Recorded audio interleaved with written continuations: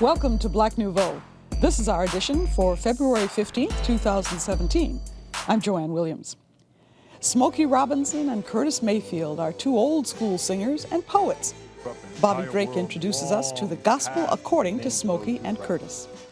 Psychologist Dr. Ramel Smith joins us to discuss the talk, those conversations parents of color should have with their children about race.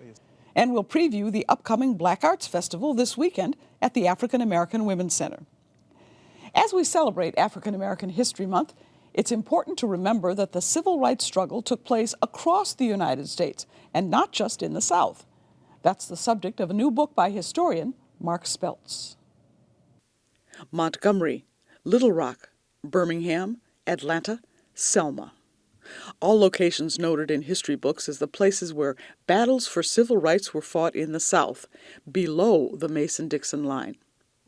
But how about Seattle, Chicago, New York, San Francisco, Milwaukee? Since I began in Milwaukee, I immediately thought about Chicago and branched out from there. I knew that I wanted to tell the variety of issues that were central to the civil rights movement in the North and the West. I knew I wanted to show the ordinary, everyday citizens who marched, say, in Milwaukee for 200 nights straight. I wanted to show the local leaders who thought up the strategies, came to meetings weekly, marched consistently. While a student at University of Wisconsin-Milwaukee, historian and author Mark Speltz was studying the photography of the movement. He wanted to find images of the civil rights era that showed what happened in those states, the states north of Dixie. I knew immediately I wanted to work with photographs from the tumultuous 1960s and 1950s freedom struggles. And right at that time, Milwaukee was celebrating the 40th anniversaries of the open housing struggles from 1967-68. And this was all new history to me. Growing up in the North, in Minnesota, I didn't know anything about Milwaukee's history. It wasn't in the history books. All the civil rights history I knew was down south. So when I learned about Milwaukee and began to see these incredible photographs, I knew I wanted to figure out what the story was there. When you were doing research with all these different photographs, what surprised you? That ordinary people were leading these local movements. Now, the individuals in Milwaukee might have been a local legislator, a leader in their church, a pharmacy owner, but they were also very ordinary, everyday citizens that were at the heart, were the foot soldiers of this movement. Speltz also tells the stories of the photographers behind the cameras. Did you find the feelings and reactions of the people who participated were very different than the people who took the pictures? Men and women photographers who were active in the movement wanted to document the actions, wanted to call attention to the issues, wanted to spread the word in any way they can. And activist photographers played an important role in that way. Not only would they provide the photographs to their local organizations, newsletters, they would be in press releases. They would send them to the mainstream press, maybe they'd be used. They would be sent to the black press, and they often showed up. And they really made a difference with those photographs. Well, one of the most powerful ones that helped me tell a story and brought my research further, and it shows a December 1966 scene where a young member of the Milwaukee NAACP is mopping in the NAACP's Freedom House in Milwaukee. But that's not what I was focused on. I was looking at the walls behind him, and there's a large bulletin board. And what they did was they would clip newspaper photographs, articles, the press coverage that they were garnering in the summer of 1966 while marching for fair housing in Wauwatosa, while marching against segregation in the Eagles Club. Those types of protests, they realized, were bringing attention to the cause. And like freedom activists in the South who used photography to pull the attention of the nation to that little city that police dogs were being used in, fire hoses, or beatings on bridges, they knew that they could attract the attention of the media with confrontational actions, strategic marches and demonstrations. And that photo showed me that they knew how to work with it, and they paid attention. So understanding how the photographs were taken, who took them, what they represented then, and how they influence our understanding of civil rights now and the history of civil rights is part of what I was going after. I don't think my quest to explore civil rights photography is over.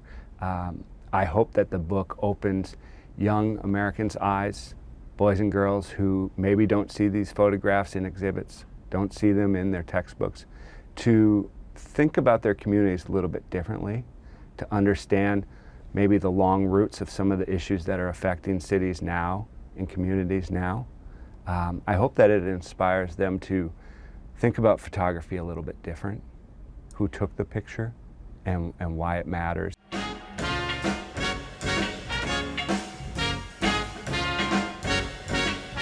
I wanna talk about my baby, yeah, yeah, with her pretty smile. Yeah, yeah.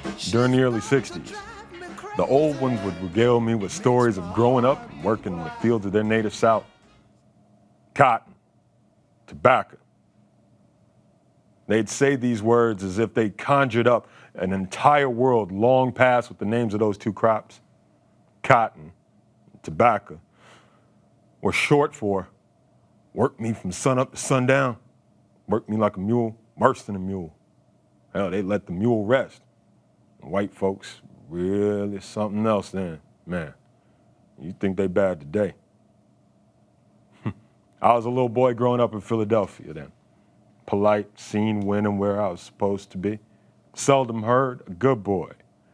And the old ones would look at my long piano-playing fingers. And they'd say, now, you don't know nothing about that, do you, son? I'd shake my head. And they'd smile, glad I didn't know, and they clearly hoped I'd never find out. Today, most of the old ones from my childhood are gone. And it's time for me to take their place. Now, people who don't know any better would say, I'm too young to start thinking of myself as the old ones. But when I returned to the old neighborhood in Philly, I discovered that 3 of my childhood playmates are dead. Another is, at 40, already a grandfather. And those things make me feel older than my 39 years, make me think I'm ready to be one of the old ones. So I want to tell the young ones my story. But mine is not a story of hardship and struggle, though there was some of that. My story is a tale of romance. I want to tell the young ones about singers Smokey Robinson and Curtis Mayfield. When I was growing up, girls and women were treasured. That's what Smokey and Curtis taught us. You wanted to walk the beautiful black women of their songs and in our neighborhoods home when they kissed you. And that's almost all they did. They knocked you off your feet. They were sweet, and you had to be sweet to win them over. You look as if you're softer than a rosebud, and you're warmer than the sun that makes it grow. When I was younger, black women made the sun shine. If you were lucky, you had one that you could call my girl. And they were all you could talk about.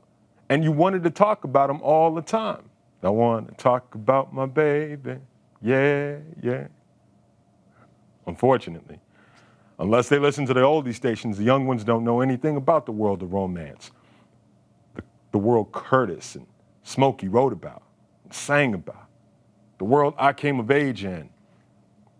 I want to tell the young ones that when I was a younger man, the most beautiful woman in the world walked me to a bus stop. It was winter. The snow fell, but it was not cold. My bus drew close and the woman kissed me. I sang Smokey all the way home. I sang Smokey all the way to the altar.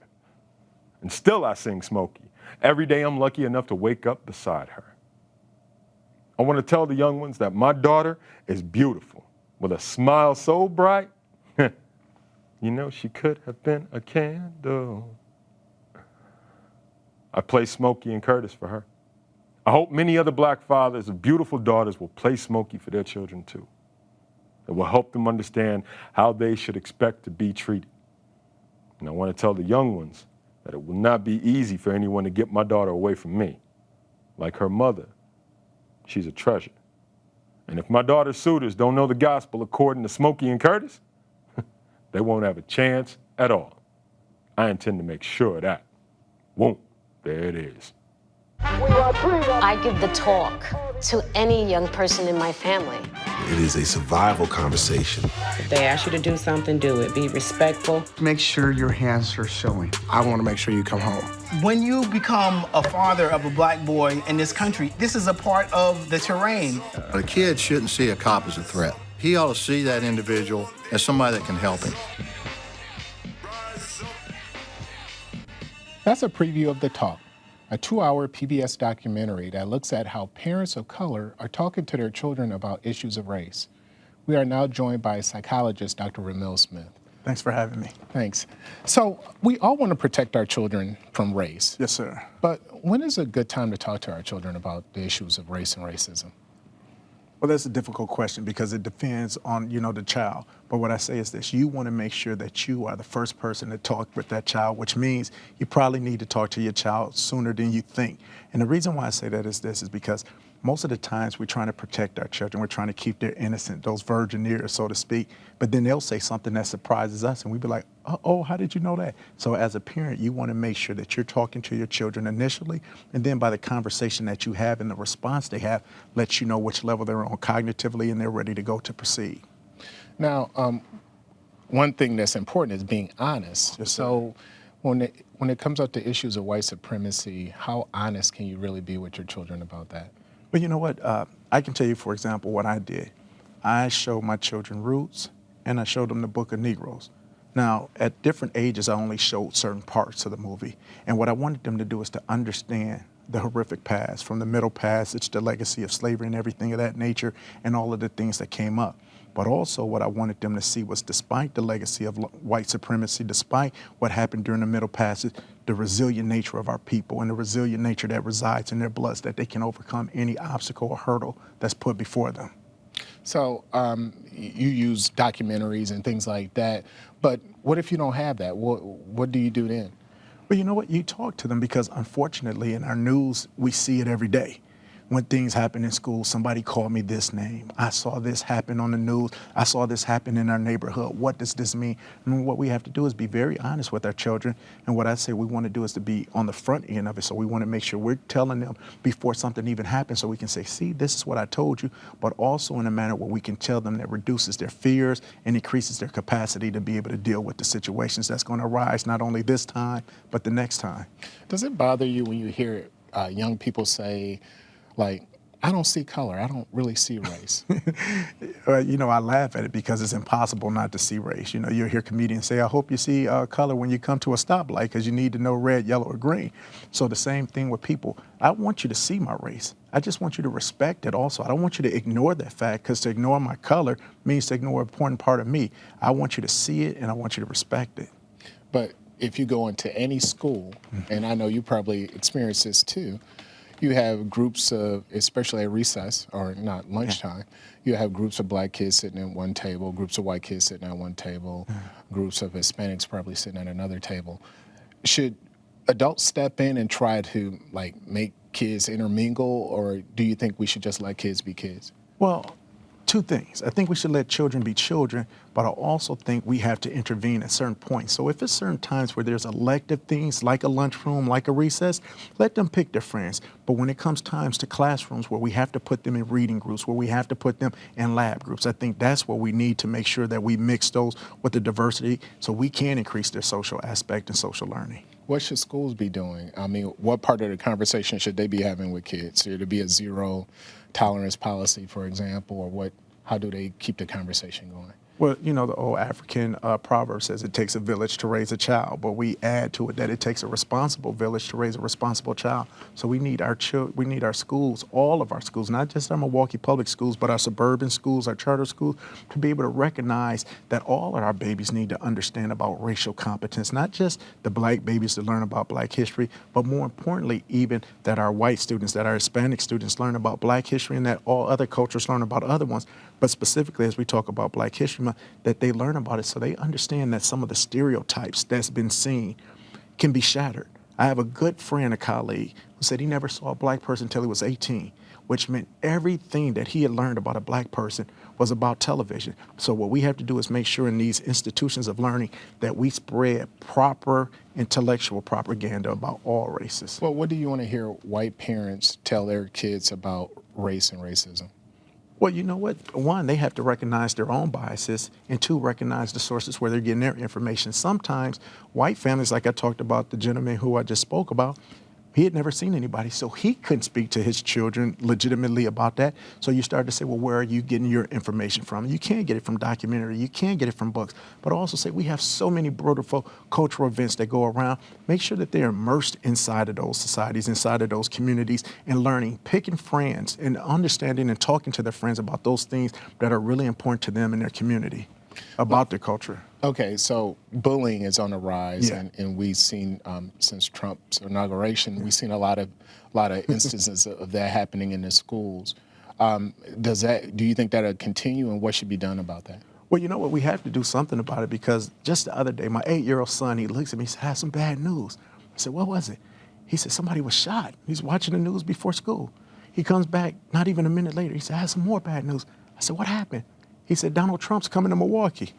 And I'm thinking to myself, I never said anything bad about Donald Trump, regardless of the feelings I have. I never shared that with my child, which lets me know that somewhere, someplace, his friends, his circle has told him some negative things about Trump. Now, for some students, they're going to look at that and say, this is my key, this is my example that I can do that. But it also becomes a learning moment for the educators to say, hey, listen, we have something that's ugly within inside of our community. How do we act upon this as proactively as we can?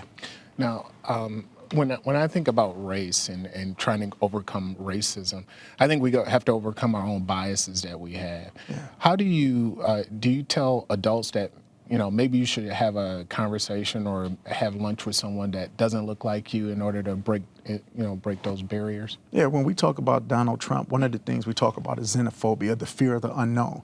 And the only thing that kills ignorance is knowledge. But when we have that knowledge couched in love, then you can have some beautiful things happen. So we tell everybody, recognize that we all have biases. It's impossible not to. But now the key is to what can I do to actually learn to reduce those biases, to see what is true, what is not, and not just learn from one person. Because if a person has two black friends, and one is, let's say, Sheriff Clark, and the other one is Ramel Smith, they're going to hear probably two different stories. Right. So what you want to do is to get, like just a plethora of sources where you're listening from. So not just one lunch date, but multiple. Thank you. Well, this is a conversation that we could continue, but we have to wrap it up. Yes, hey, sir. I appreciate it. Thank you. Ain't not a problem. Thanks for having me. How do we expect our children to reach their potential when their environment isn't shown much potential? It's potent and purposely placed in our face that we are a disgrace. The energy it simply circulates. Parents neglectful, children get an earful of negative language, mentality shaping, self-esteem and self-worth no one's instilling. Too busy wilding out and chilling, feeling like they're on top of the world, no ceiling. Truth is, sky really is the limit, but how do we tell them they can reach it if they don't see anyone doing anything or obtaining some type of dream, just recycling poverty, manifesting their very existence? If only we knew it can be completely different. You see, circumstances don't define the youth, but we allow circumstances to confine the truth. It's misused and abused. Got to get it straight right out the gate. No chaser or playing it safe.